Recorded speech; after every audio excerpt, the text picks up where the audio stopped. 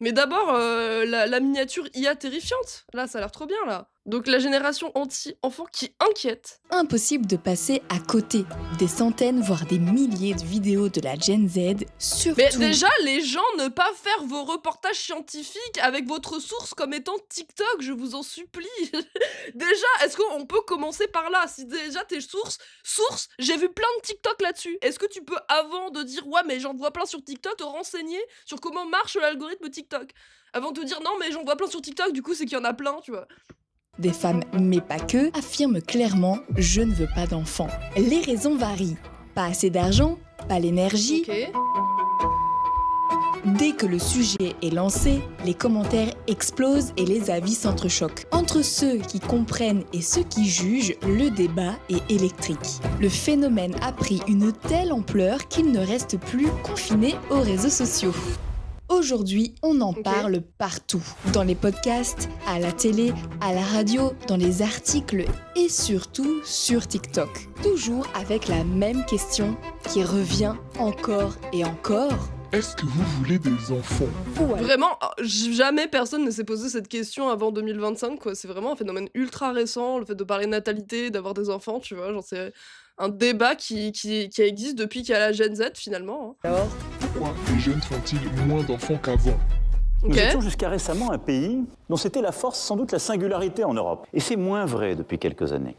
ce n'est pas qu'une impression. Selon une étude IFOP de 2023, 30% des femmes en âge de procréer ne veulent pas d'enfants. Sur les 6 premiers mois de 2025, le nombre de naissances a encore baissé de 2,2% D'accord. par rapport à 2024. S'en réjouir peut-être pour la planète, mais on va voir que, en tout cas, ça a des conséquences absolument gigantesques sur nos sociétés, nos modèles sociaux. C'est vrai que c'est un phénomène qui touche toutes les sociétés et qui pose la question effectivement aussi du modèle de croissance parce que bien évidemment depuis des décennies Ok, du coup, on peut dire que par exemple, la croissance, on s'en bat les couilles et que du coup, on va droit dans le mur si on continue à regarder la croissance comme étant le seul facteur de si les choses vont bien ou mal. Ou du coup, là.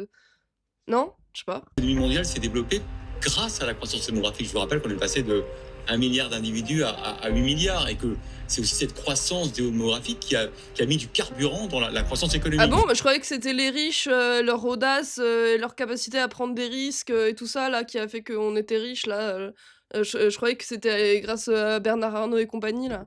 Pourtant, même si la parole se libère sur les réseaux, les jugements, eux, restent les mêmes. Les phrases tombent comme des verdicts. Je ne comprends pas les gens qui ne veulent pas d'enfants. Tu changeras d'avis. C'est égoïste.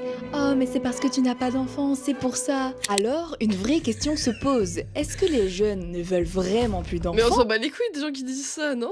Quelles sont les raisons derrière ce choix? Et est-ce que c'est grave? Si t'as déjà vu mes vidéos, tu sais que la génération Z porte souvent un Ah regard. non, je suis désolée, j'ai jamais vu tes vidéos parce que tes miniatures me terrifient, ma race, je t'en supplie, arrête d'utiliser de l'IA, elles sont dégueulasses tes miniatures, hein. C'est les riches qui produisent de la valeur, mais c'est la panique dès qu'on risque d'avoir moins de main-d'œuvre. Ouais, non, mais c'est parce que c'est grâce aux riches que les pauvres créent de la main-d'œuvre. C'est ça que tu comprends pas, Ellie. Toi, ton cerveau de pauvre, il comprend pas qu'en fait, on a besoin des riches pour diriger les pauvres, en fait. Depuis notre plus tendre enfance, on nous conditionne à voir les enfants comme une étape obligatoire de la vie.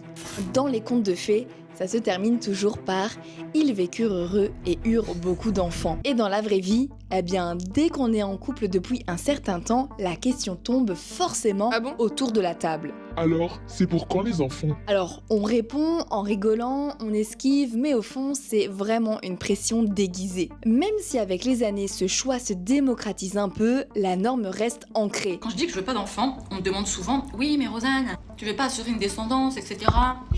Qu'il y ait une lignée de ton nom, de ta famille, de ton identité, patati patata. Pourquoi tu veux que j'assure une descendance? Non mais dis-moi pourquoi. Au nom de qui?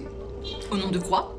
Est-ce que je suis Louis XIV, moi? Est-ce que je suis la princesse de Monaco? Avant de savoir pourquoi la Gen Z ne veut pas d'enfants, penchons-nous sur la question est-ce que les jeunes veulent vraiment plus d'enfants? Et franchement, c'est un peu plus compliqué que ça. Ah. Alors, c'est pas un non catégorique, mais c'est juste qu'on vit dans un monde où avoir un enfant, ça soulève 1000 questions que nos ancêtres ne Ok, se posaient pas lesquelles? forcément. Est-ce que j'aurai les moyens? Est-ce que j'aurai le temps? Est-ce que je serai assez stable? Est-ce que c'est raisonnable de faire un enfant sur une planète qui part en couille? Alors, je pense que nos ancêtres se posaient totalement ces questions-là. Par contre, Je suis désolée, la question des moyens et de la possibilité, ou pas d'assurer, la santé des enfants, c'est toujours posée, l'angoisse que le monde ne va pas bien et que ce n'est pas un bon temps politique pour faire des enfants, ce n'est pas du tout la première fois que ça arrive non plus. Ce qui change, c'est que maintenant les meufs, elles ont le choix. C'est la seule et unique chose qui change par rapport aux générations d'avant, c'est que maintenant les meufs, elles sont beaucoup plus en capacité de choisir si elles veulent des enfants ou pas, quoi. Et ça, c'est vraiment le problème de la Gen Z, de penser que c'est vraiment la première génération à avoir cette angoisse de fin du monde, que le monde va mal, parce qu'on est dans une époque qui se fascise, parce qu'on est dans une époque où il y a des guerres, où il y a une angoisse climatique, etc. Ça a été le cas de toutes les générations. À un moment dans leur vie, il y a eu des grosses angoisses, où ils pensaient que ça allait être la dernière génération, où ils pensaient que ça allait être la fin du monde. Je veux dire, il y a eu énormément de choses qui sont passées. Des épidémies, il y en a eu avant, des guerres, il y en a eu avant, des famines, il y en a eu avant, des catastrophes énormes, il y en a eu avant. Enfin, non, je suis désolée. La Gen Z n'est pas la première génération à avoir des angoisses par rapport à l'avenir, c'est faux. Beaucoup ne disent pas jamais, mais plutôt pas maintenant, ils évitent un peu le sujet. Et pour d'autres, plus simplement, le désir n'est pas là. Et ça aussi c'est ok, on en parlera un peu plus tard. C'est pas une génération qui fuit la parentalité par confort, mais c'est une génération qui pose des questions que d'autres ont Non mais parfois c'est bon. Si on peut même plus se moquer de l'accent belge à un moment, pourquoi vivre? Ça sert à quoi de vivre? éviter la pression sociale. Elle ne se résume pas à une simple question autour d'un repas. C'est beaucoup plus subtil que ça. C'est les réflexions de ta grand-mère qui te rappelle qu'à ton âge, elle avait déjà 5 enfants. C'est l'ami qui te lance non mais tu verras, tu changeras d'avis un jour. Comme si ton choix n'était qu'une phase passagère. Et puis j'en passe, hein. Ça passe aussi par ta collègue qui te dit entre deux cafés oui mais non tu verras à mon avis. J'aime bien, elle a dit la pression sociale, c'est pas juste les remarques pendant les repas de famille, c'est aussi les remarques qu'on te fait pas autour des repas de famille. Je sais pas, le modèle hétéronormé par exemple, ça je dirais que c'est une pression sociale. Tu regretteras de pas avoir d'enfant si jamais t'en fais pas. Derrière ces phrases, il y a une attente silencieuse, celle de rentrer dans le moule. Quand j'ai eu 21 ans, 22 ans, j'ai commencé à recevoir des questions de ma grand-mère maternelle qui me demandait alors quand est-ce que je suis arrière-grand-mère? Alors quand est-ce que tu nous fais des petits? Alors quand est-ce Et que... ça fait vraiment partie de ce sujet où les hétéros, ils découvrent l'hétéronormativité et que maintenant que les choses progressent un peu pour les meufs, elles commencent à comprendre qu'elles sont pas trop gagnantes dans ce système hétéronormé et du coup elles sont en mode en fait c'est un peu de la merde.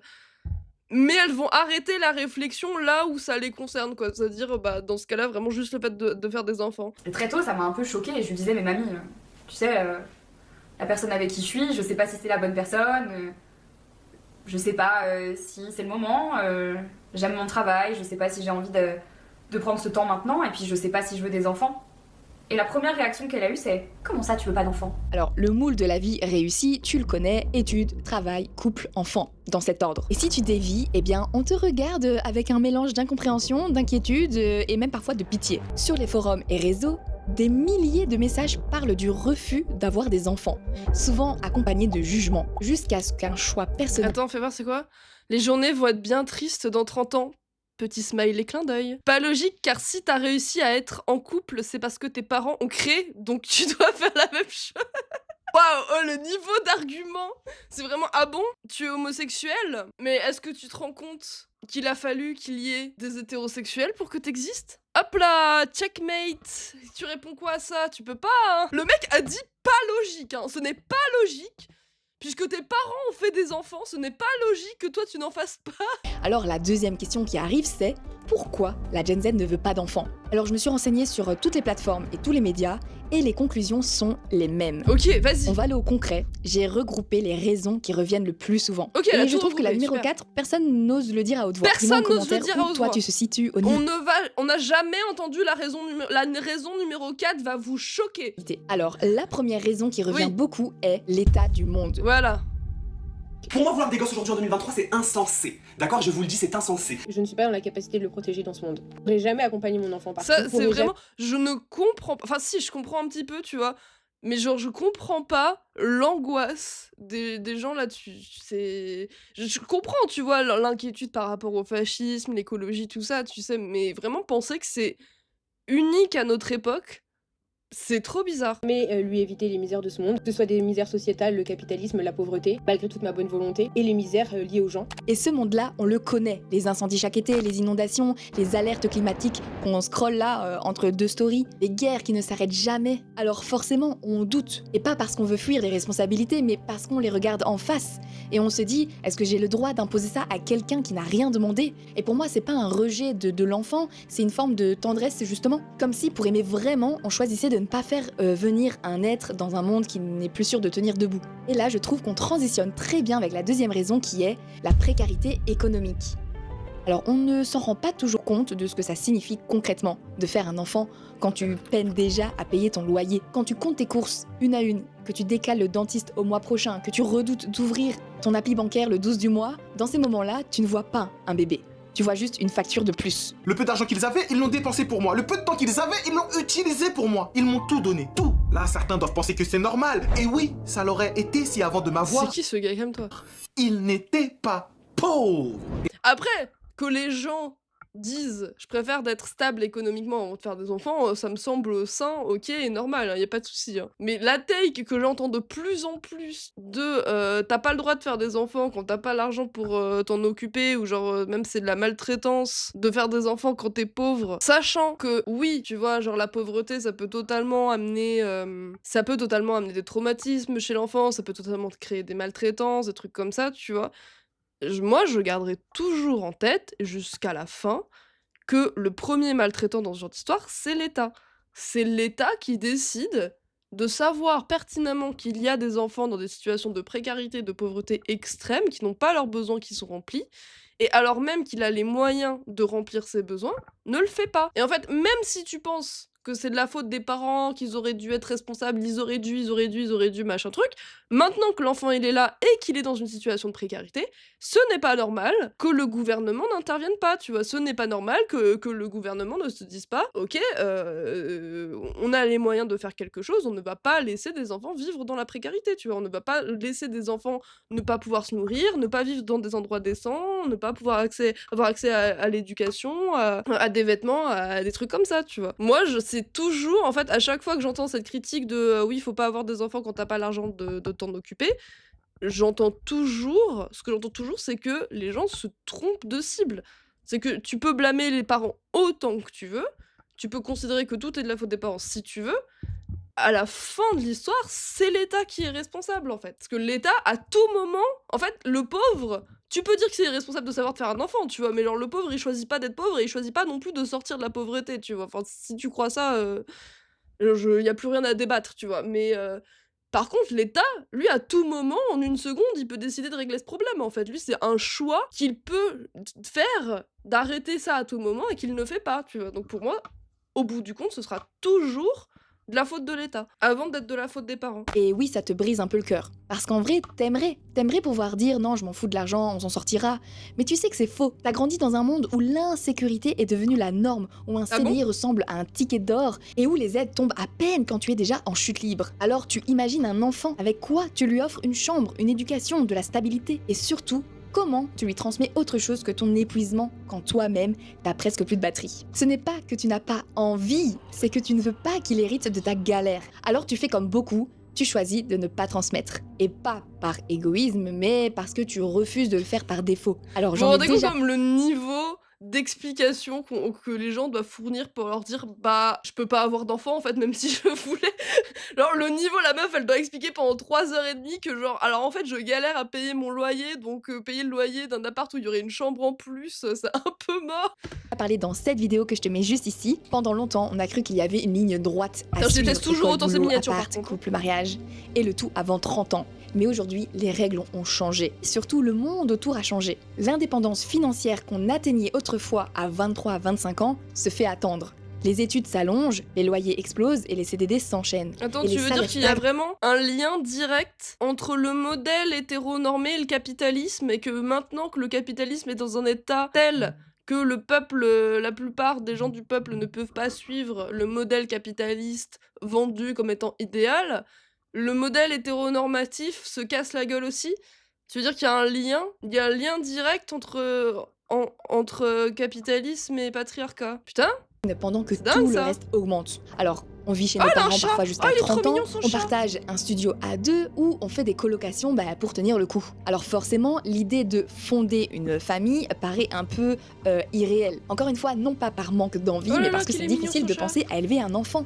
On est quoi, ça, c'est un vraiment chartreux une génération qui attend, repousse et questionne. Parce que faire un enfant, ce n'est pas un caprice, c'est une promesse. Plus discret, mais bien réel, c'est la peur de la grossesse. Voir son corps changer, Ah, ça, se je relate, par transformer, contre. parfois même se déformer, Oui. ce n'est pas facile. Surtout dans Oui. une société obsédée par l'image et le contrôle du physique. Non, ça je m'en bats les couilles, mais juste Alors cette avoir un alien dans peur-là le ne corps, se non. mesure pas en chiffres, mais elle pèse aussi sur la balance. La 4e raison, c'est les peurs génétiques. Il y a des choses qu'on porte en soi comme des secrets lourds, une maladie qui rôde dans la famille, un trouble qui se transmet de génération en génération, ou même un diagnostic sur une feuille que tu ranges dans un tiroir là, mais qui te suit partout finalement. Alors que d'autres parlent d'enfants avec légèreté, toi t'y penses avec des nœuds au ventre parce que t'as peur. Tu te dis, ah mais si je lui passais ça, et s'il devait vivre avec ce que j'ai vécu, et s'il me regardait un jour en me disant mais pourquoi tu m'as imposé ça? Choisir de ne pas transmettre ce que tu sais trop lourd, ce n'est pas fuir la parentalité, c'est parfois une forme de protection. Ou alors, tout simplement, la 5e raison, c'est ne pas en avoir. Et c'est tout. Et plus parce qu'aujourd'hui, j'ai pas besoin d'être plus heureuse que ça, en fait. En vrai, mes problèmes de santé, c'est ma raison principale pour pas avoir d'enfant biologique. Oui, d'accord, mais après, tu l'as dit, tu vois, genre biologique, ça veut pas dire que tu peux pas avoir d'enfant autrement. Après, les gens, ils sont aussi très, très attachés, très, très fixés à cette idée de vouloir absolument des enfants biologiques et tout. Il y a aussi cette raison-là, ce truc de aujourd'hui, mes sources de bonheur, je les ai autour de moi, elles sont déjà là. Alors pourquoi j'irais prendre le risque de me lancer dans un truc qui peut potentiellement me rendre heureuse, mais qui peut aussi potentiellement ne pas me convenir, et puis... C'est juste qu'à un moment donné, on est toutes différentes. Et il y a des femmes qui se sentent accomplies parce qu'à un moment donné, elles ont mis au monde un enfant. Tu n'as aucune obligation d'avoir des enfants, tu n'as aucune obligation de te justifier. La parenté ne se limite pas au biologique, et même sans parenté du tout, ta vie a de la valeur. Je suis totalement d'accord, Sacha. Je pense que tu as bien résumé notre avis là-dessus. Elles ont créé leur foyer. Moi, mon foyer, je l'ai avec Julien. C'est vrai que c'est bizarre. C'est à chaque fois, les meufs, elles doivent passer 1 heure à se justifier de pourquoi elles veulent pas d'enfants, sachant qu'elles donnent des raisons qui, à chaque fois, tu veux répondre quoi d'autre que bah ouais, ok. ouais, bah logique, hein. Mes 2 petits bichons. L'instinct maternel ne se déclenche pas chez tout le monde.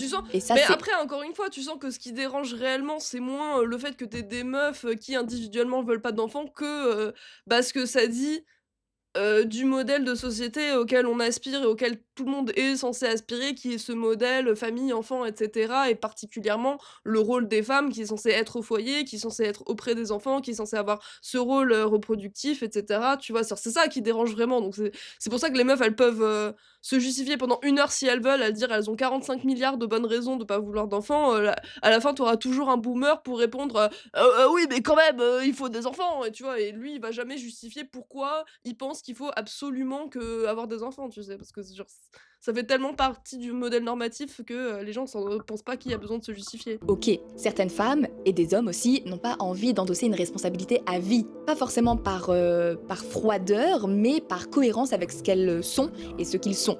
Il y a aussi celles et ceux qui ne veulent pas d'enfants parce qu'ils veulent la paix. Ils veulent pas faire la fête éternellement, mais juste la paix. Genre, des matins lents, un salon qui reste rangé, des nuits complètes, du temps libre, voyager, créer, partir sur un coup de tête et s'aimer sans forcément s'épuiser. C'est pour ça que je m'imagine entièrement seule et ça me va complètement. Je ne compare pas mon chien à un enfant, mais vous voyez, mon chien... moi je compare totalement mon chien à un enfant. Hein.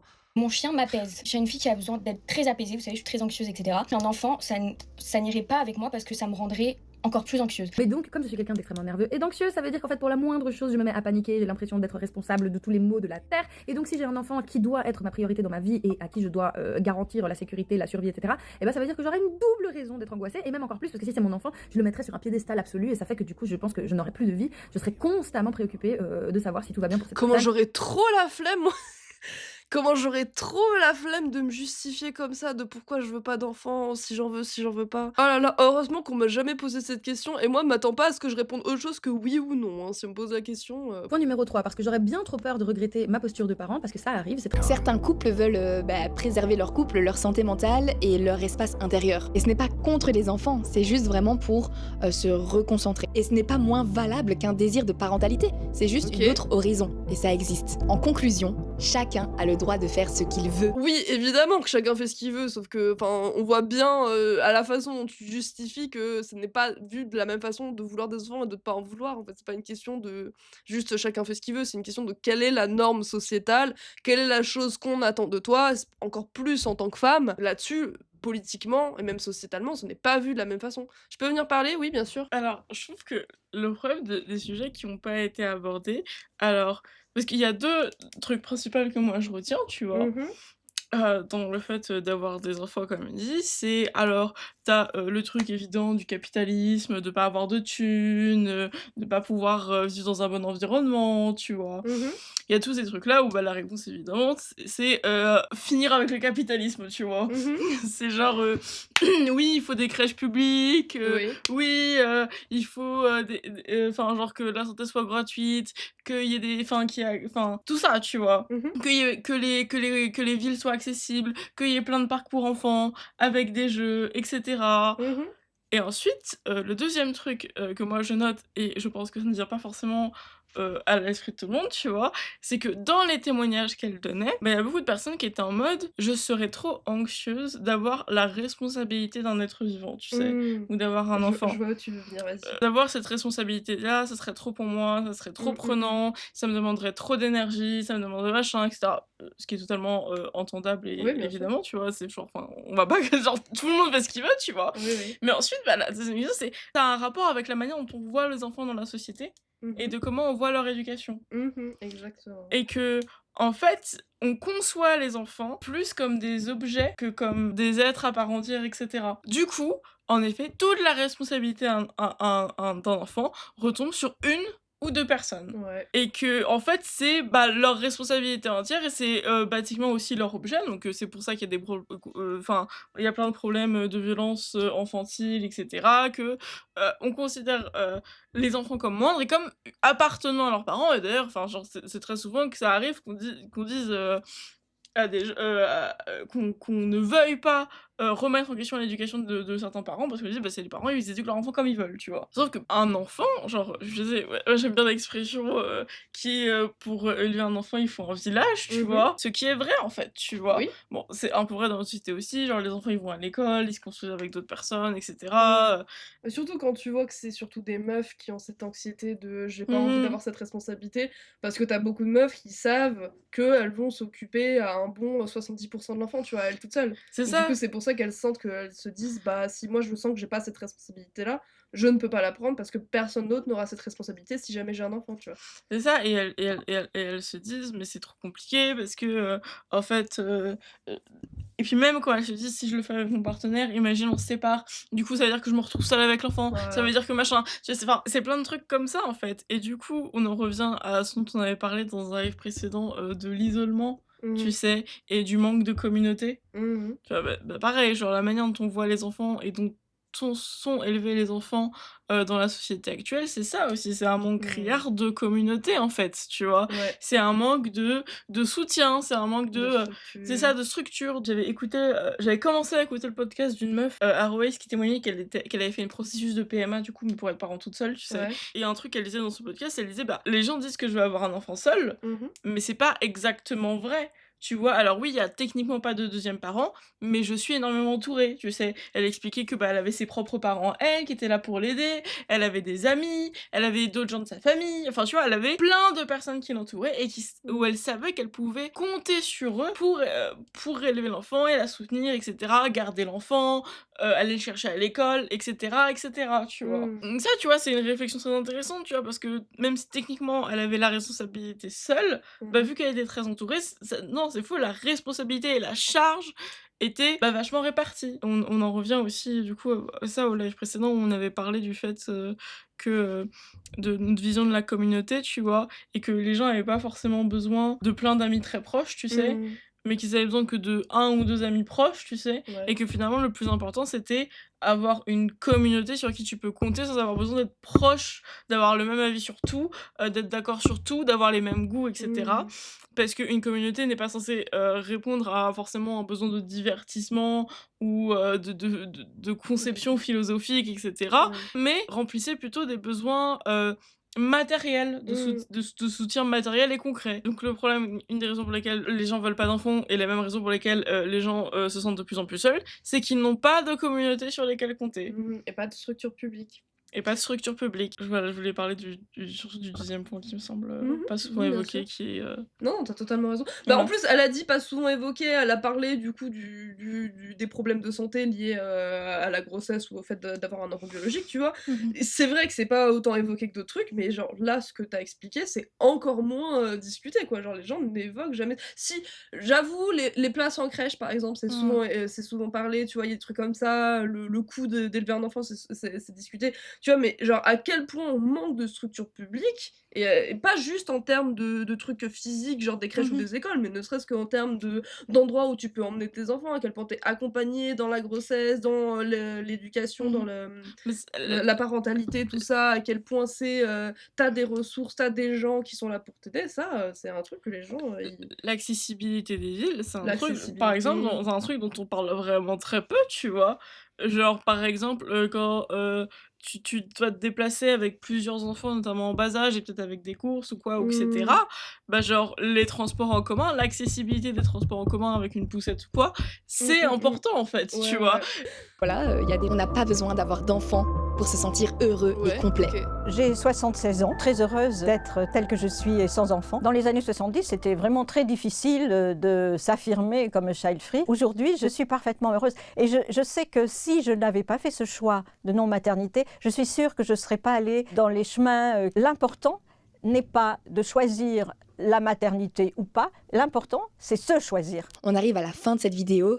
J'espère qu'elle vous aura plu. C'est un sujet un peu touchy. Pourquoi c'est un sujet touchy, je t'en supplie? Et une analyse un petit peu plus profonde, par pitié, osez dire des trucs qui vont au-delà de genre juste oh là là, chacun fait comme il veut en fait au final. S'il vous plaît, genre c'est un sujet touchy parce que ça renvoie à plein de trucs en termes de rapports sociaux, de rapports humains, de rapports genrés, de place de la femme dans la société, de capitalisme. Genre c'est ça qui fait que c'est un sujet touchy. Bon bah écoutez, c'était pas trop mal, écoute, elle a couvert les bases. Je sais pas si je re-regarderai une vidéo d'elle parce que ces miniatures me terrifient. Genre s'il te plaît Yumi, si tu vois cette vidéo, arrête d'utiliser l'IA pour tes miniatures, je t'en supplie. C'est la seule chose que j'ai à te demander. Puis voilà quoi, sinon c'était pas trop mal. Allez,